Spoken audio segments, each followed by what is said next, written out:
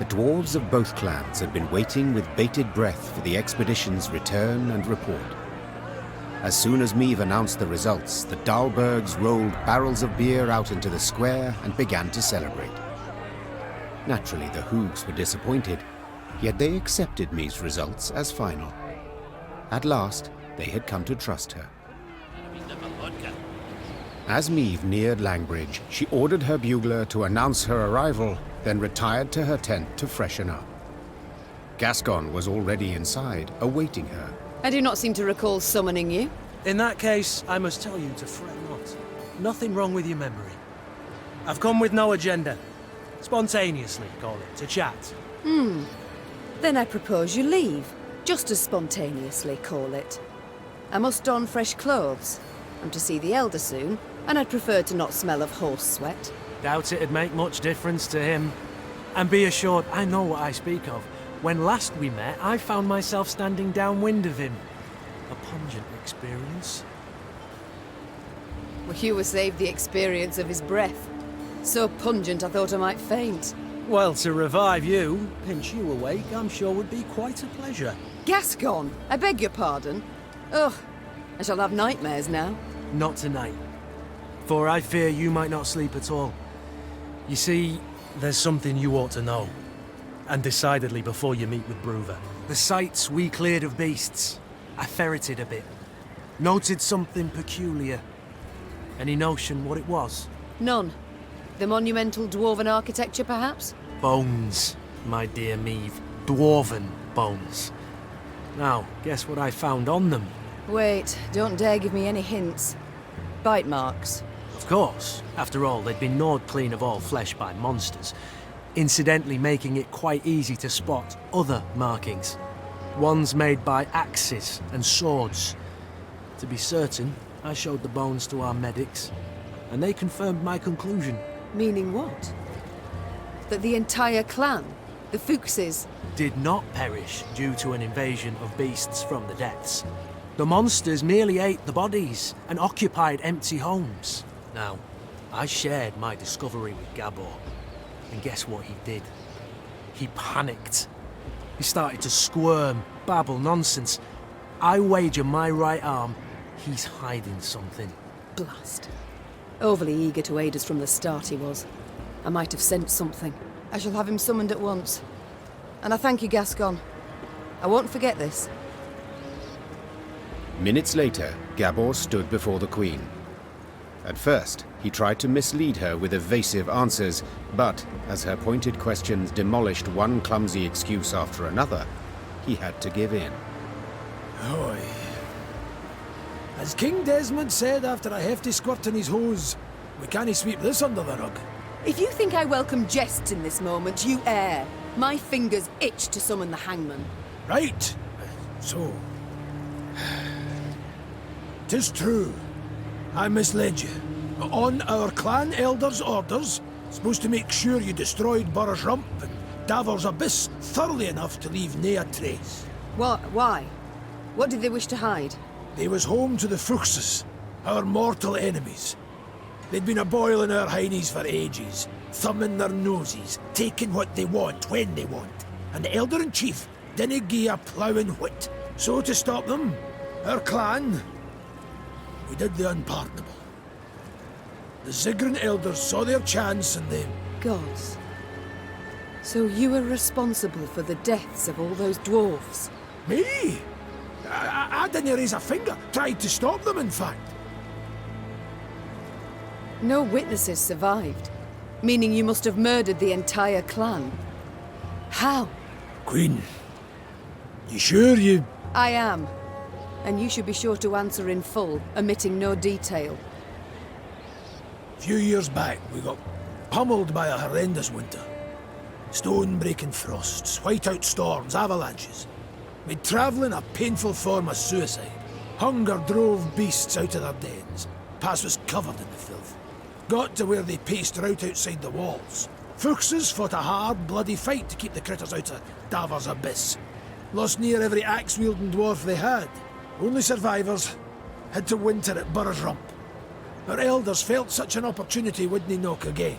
After killing the town's meagre guard, they They set fire to it and barricaded the gates. They didn't stand a chance. Bastards. How in the world did the truth go undiscovered? Once it were over, our dwarves opened the gates. Before they'd lit their pipes, starving beasts came crawling out of the pass. The stank of dead flesh were strong.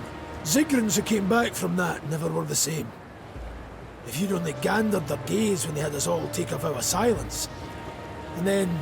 You invented that blarney about primeval monstrosities the Fuchses had awoken by mining too deep. A riveting tale, and one with a moral to boot. Aye. But the elders worried Bruver would suspect something all the same. That's why they wanted you to destroy all the evidence. Repugnant. You claim not to have taken part, but neither did you do anything to stop the massacre. What was it to do exactly? The elders had decided. No dwarf would listen to me. You might have informed the Elder-in-Chief. The guilty would have been punished. The guilty? You didn't ken Bruver. He'd punish the whole clan. Women, children, no exceptions. Maeve, Queen. I'm begging you. He canna ever learn of this. Aye, I want a hack flame too when I think what the Elder's done. The t'other way would bring but more pain and death. I need to consider what's right. Meanwhile, Gascon, make sure Gabor remains our guest. Of course. I'll let you know if he so much as rolls his eyes towards an escape route.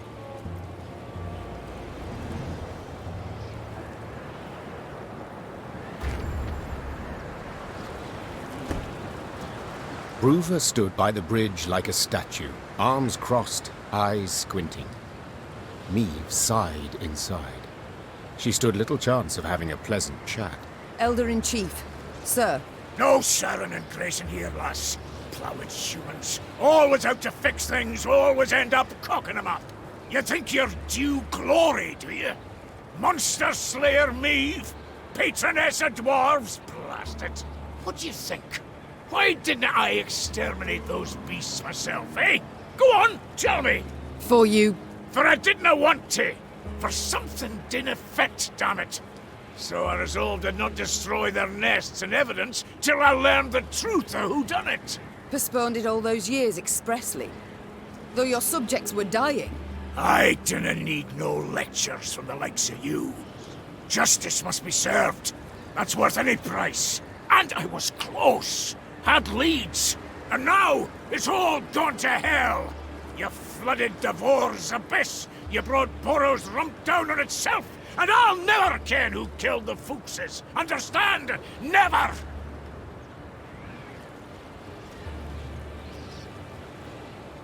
I would not be so sure. Sure of bloody what? That you shall never learn the truth. For I learnt it just moments ago. 'Twas the Zigrins who killed the Fuchses. The Sigrins? But... hold. Aye, would explain a lot, that. Ah, the snakes! Worms! Rogues! Why, I'll show 'em. All right. Got to admit you've more in that pretty heat of yours than I expected, but dinna you start thinking we'll be toasting a new friendship. You want our aid? You'll have to answer our questions. My questions. Lots of them. And they're all hard, so dinna you go smiling at me yet. Why, I wouldn't dare. Better not. Right. Time we moved on. Bruver set off at a brisk pace, paying Meve nor anyone else heed. The Elder's bodyguards rushed after him, then came the Lyrian force, and at its end trudged Gabor Zigrin, hands and feet in shackles.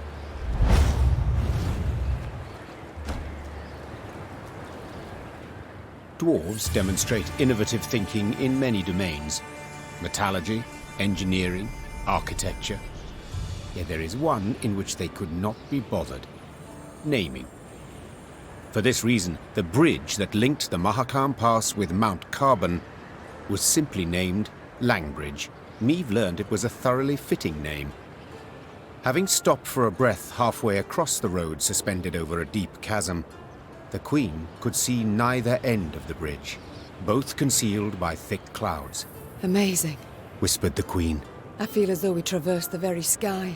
The Queen and her retinue were nearing Mount Carbon when Meve heard a cry. It was Xavier. Hold! Hold! Meve drew in her reins abruptly. Her mare neighed and reared, lifting the Queen above her formation of men. From that height, she saw the last pier of the bridge crumbling. The dwarves at the head of the procession were unable to stop in time and plummeted, screaming into the abyss. What's the meaning of this, gods damn it? Gruver roared. Fetch the engineers! Now! The Queen was striving to calm her spooked mount when she sensed something swish past her ear. Out of nowhere, a Scoia'tael band had appeared at the rear of the column. Before anyone could react, elven archers had felled the rear guard. The soldiers lay on the bridge's stone surface with arrows in their backs. Meve was trapped. In one direction lay the chasm, in the other, a fierce foe. She had no choice but to stand and fight.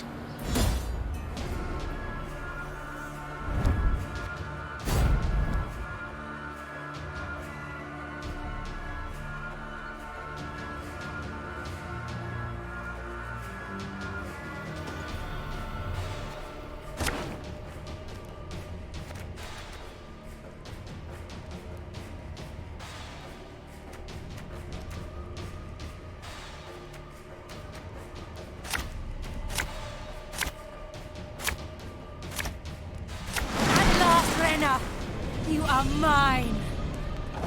We're trapped, Your Grace, but we can try and fight our way through.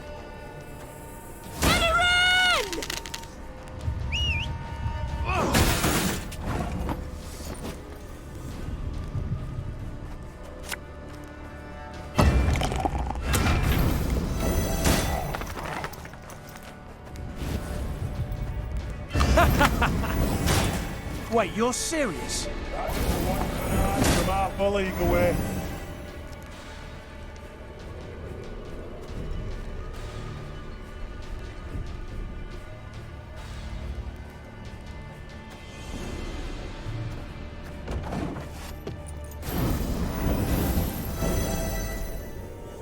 Got business for me?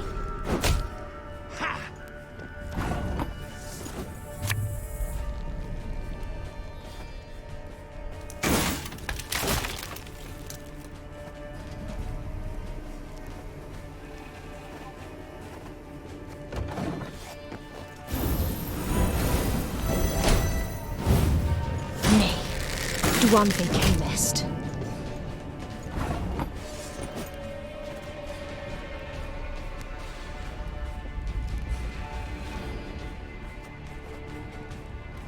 Couple of things, all right?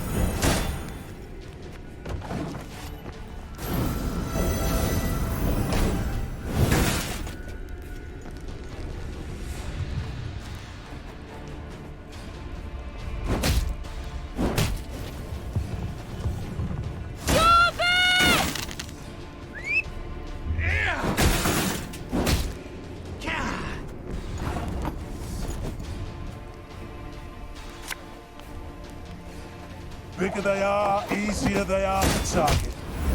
Ah!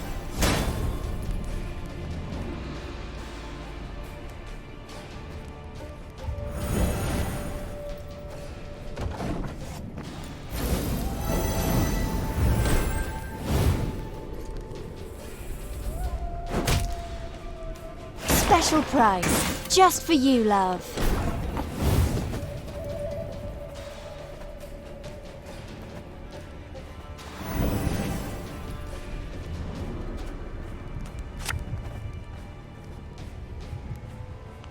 No time for that!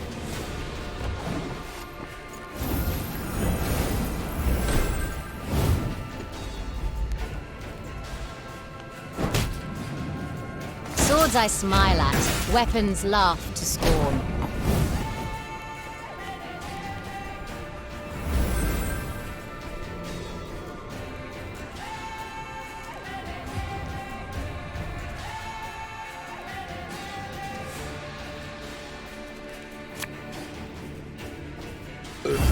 Sorry, turnips back for an encore.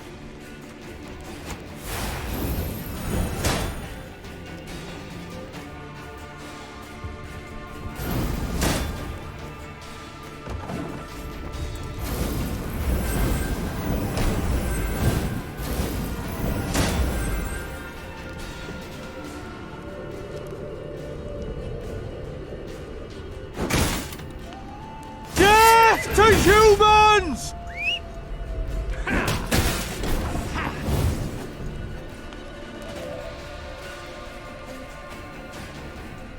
Think you ballbags can do whatever the devils you please? This is Mahakam!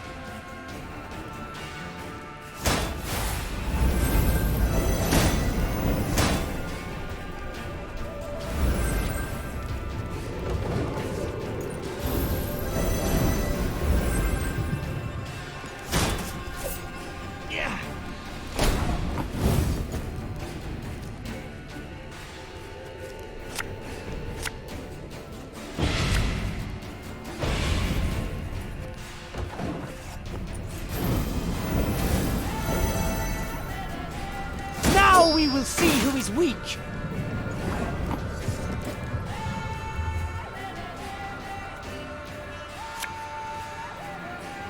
So much anger and suffering. For what?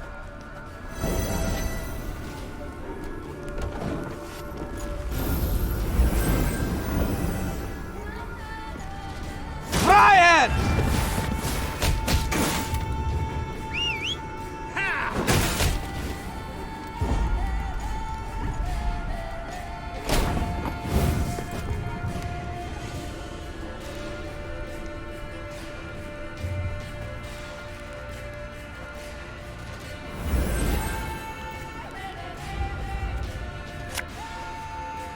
Thing about slings, they hide well.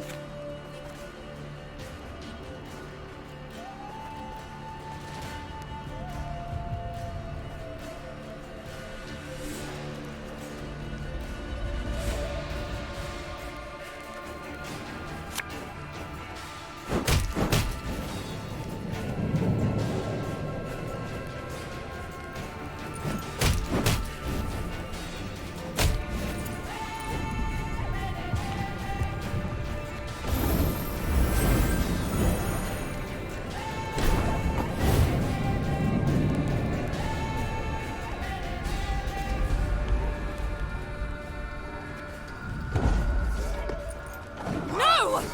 Blederenna! She must die!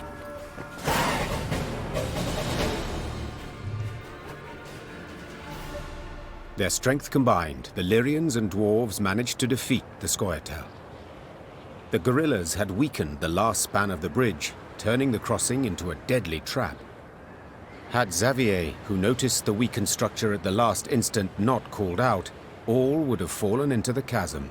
The Lyrians managed to capture the unit commander. She stood, her head raised high, and when Meve glared at her, she did not avert her eyes. What is your name, elf? Abayeth met a parstwan.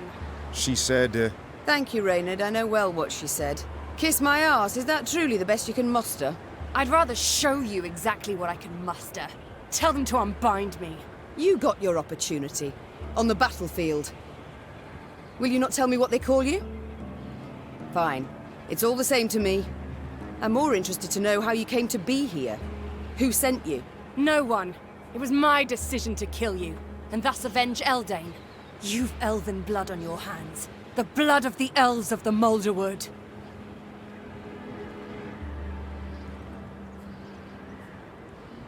I regret the events of the Moulderwood. I did not wish those elves' deaths. Yet they left me no choice. What choice would you give a murderer who invaded your home? You know I envy you. To see the world solely as black or white, it must simplify things so. Enough. I've heard all I wish to hear. But I haven't. Did you fall in your heed, elf, eh? If you want to fight humans, go on and do it. You cannot talk sense to idiots, and nay here, damn it. Mahakam is and will be neutral. You cannot be neutral. To Dwan, you are either their foe or their dog. Mahakam has stood aside sleeping long enough. That is why we struck it in its very heart. As a call to battle. A call to brethren whom you, Elder, have kept from the world too long. I have kept him away. I've been bloody right to do so. You want to play at war, you numpties? You want to force the Pontar to flow upstream? Gang right ahead! Good riddance, I say. Gan kill, gan die if you fancy, but God's damn it, leave us alone. Yeah, I should kill you. With my own hands. I should cut your throat, put you out of your misery. That's what you want, innit? To die? To die a stupid death? Well, I'll not grant you that. Nay, nay, I'll lock you in a tower. Sit there 3 centuries, and you just might grow a brain.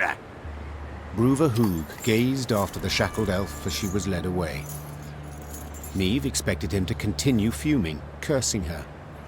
But the dwarf stood silent, and his old eyes, half concealed by brows bushy as a forest floor, showed not anger, but the deepest sadness. Dwarven engineers made quick work of repairing the crumbled bridge span. Look, Mount Carbon. Damn. And I thought Novigrad was big.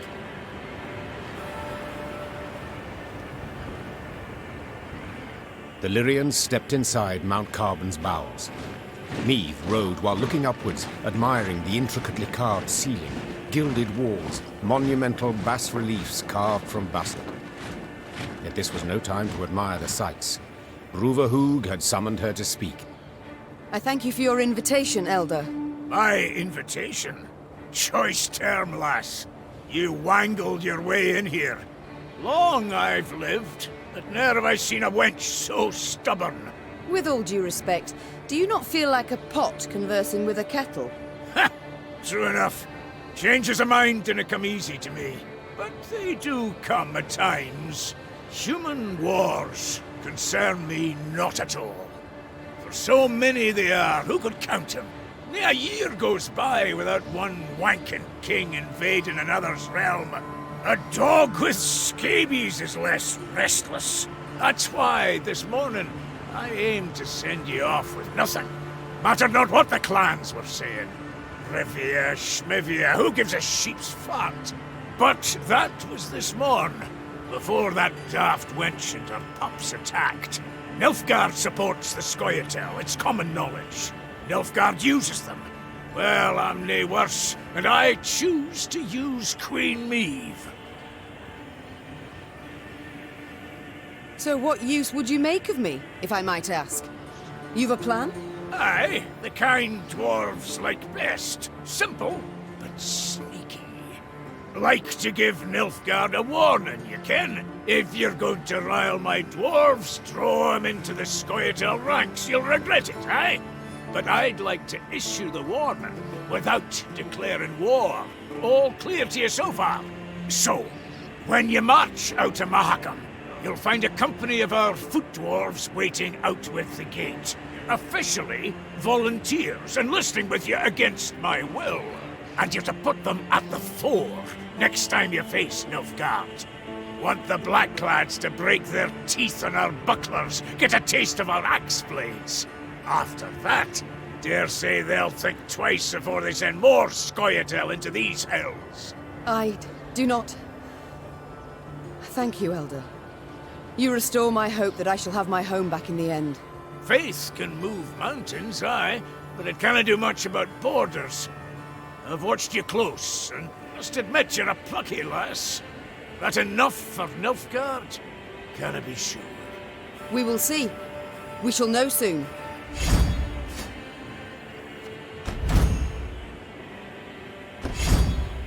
I would like to march at once. So by your leave... Nay, not granted. At once? What's that mean? Our laws are clear. Guests are to be sent off with a thundering feast. Even the humans. Bruva, as was Bruva's wont, insisted. So the Queen accepted the invitation, but as was her wont, set a condition. The feast was to last but one night, and not, as was the wont of local custom, an entire week. All clans were to be represented at the feast, save one, of course, the Zigrins, for they had already learned their punishment. The entire clan was banished from Mahakam. An exception was made for one of their number, for Gabor, who was beheaded before the day was done. When the sun had retired behind the peaks, the underground city came alive with the sound of bugles, bagpipes, and horns. The dwarves emerged out into the central square and danced exuberantly, sparks kicking up from their hobnail boots. The usually crabby Elder-in-Chief Hoog proved a cordial host that evening. Let's drink, lest our neck shafts grow cobwebs! Suddenly, a messenger arrived. Broover lifted his copper horn to his ear and listened with furrowed brow. What's that? Speak up! When she saw a sour grin on his face, Meve knew the tidings were not good. Yet she did not suspect they pertained to her directly. Meve, you expecting anyone? How's that? Runner says a delegation's arrived at Carbon. Freyliria and Rivia. Got a Nilfgaardian escort. How dare they? Traitors. Who leads it? You'd best sit. Who leads the delegation? It's your son. Willem, I fear. Willem. Mahakam remains neutral as regards all your squabbles. I trust I needn't remind you. So I'll have no scrambling or shoving, and certainly no bloodshed. Point of fact, I'd prefer it if you... I wish to speak to him. I'd forbid you, but, as I said, never seen a more stubborn wench. Alrighty then, jabber away with him. Just remember, hands to yourself. Meve spotted banners, a Lyrian eagle upon one surrounded by Nilfgaard's black rags. Her hands became fists, showing how helpless she felt. Then her son and rival, Willem, emerged from behind a row of Imperial footmen. My. I should apologize. It seems I missed the coronation. Congratulations, my son. Who was it who placed the crown? General Ebdahi? Count Caldwell. Ah, yes. Our elder statesman. Why have you come here, of all places? To acquire arms for Nilfgaard? As my official mission, yes. Yet unofficially, I wish to speak with you. I trust you've had tidings from the field. Edirn turned to ash and dust. Vizimir murdered Redania in chaos. Foltest forced to strike a pact by his vassals betrayed, Henselt the same. This limerick, will it come to a point? Why, yes. To the same as this war. Mother, I beg you, you must see it. Nilfgaard's victory is inevitable. Surrender now, and I shall show you mercy. For later it'll be too late. There will be no later. We shall repel them, drive them south at the points of our pikes. This we, Mother? Who precisely do you mean? You stand alone.